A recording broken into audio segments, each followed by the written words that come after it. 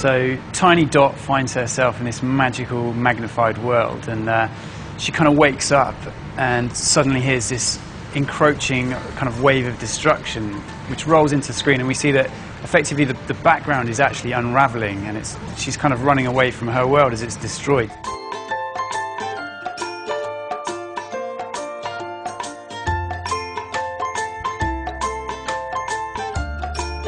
This is Professor Fletcher's CellScope invention. It's basically a Nokia mobile phone and microscope put together. So in a remote village in Uganda, for example, a nurse can photograph a magnified blood sample, then send that anywhere in the world for instant specialist diagnosis. Brilliant technology, diagnosing malaria, helping to save lives, and Nokia asked if we could do something to celebrate it. And that's when we decided to give ourselves a challenge of doing the world's smallest film using the same CellScope technology. And we kind of panicked. We thought, oh my God, you know, we can't animate blood cells, they're way too tiny. Everybody who was involved in this project was excited about it, but a little bit worried about it because we'd all committed to it, but we still didn't know if it could be done. Yeah, so this is the Nokia N8 that we used to shoot the film on. It's got a 12 megapixel camera and really nice Cole's Zeiss lens, so it was perfect for the job. This is Dot number 20. That's Dot number 17. Dot number 17. Whoa. She's 9mm tall. We have 50 different replacements of Dot and 3 stand-ins for each pose. For this, yeah, we've gone with replacements because, you know, she's way too small to be able to manipulate or bend or do anything at all. You put one character in that's in one pose, you take the frame, you take that character out and then replace it with another character in another pose. Animating every day, I think I'm probably making about 4 seconds a day. When we were asked that if the puppet could be around about 9mm tall, then it was obvious that we couldn't make it in the conventional way. So we started thinking about kind of printing techniques and kind of maybe we could print in 3D. What a 3D printer does is, instead of laying down ink in one level, it lays down a resin. Instead of just having one layer of ink, you have several thousand layers of resin gradually building up. They're designed in 2 dimensions on a piece of paper.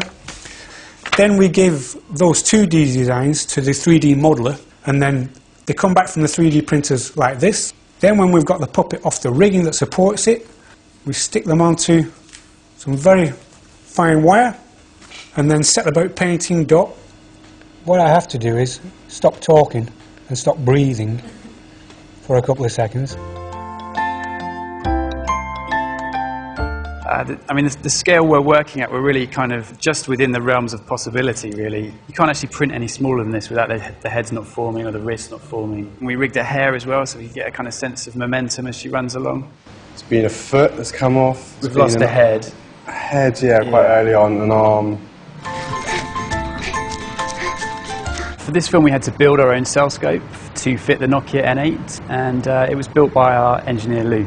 As you see, this fella is obviously a CellScope where the only point of focus is actually on the glass, so there's no requirement for any depth of field, whereas our problem was we wanted a little bit, obviously, of depth of field because of the models, so that's why ours is different. We retrofitted a 1930s rostrum base with motors so that we could make tiny increments that are computer controlled. Here's our background, here's our set. You can see above it we've got our camera and it's sort of mounted here. We've got our Nokia phone here with our CellScope. But to follow Dot, we start here. The set moves underneath the camera. That's where the precision bit come in, the precision mechanical engineering. When it went back to their start, it's got to be frame perfect. We use the full res images that come from the actual phone camera itself, you know, which we use for the final film. Ed just showed you Dot on the B, and you could see there was a big bar going into her head. So what I get off the animation floor is that we use what's called a backplate to digitally remove it. This has actually been one of the trickiest jobs to de-rig I've ever actually tackled.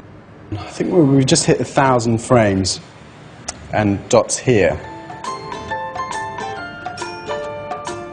She's holding up. She's holding up. I'm being pretty careful with her, but she's still got a long way to go on her journey. So we'll wait and see.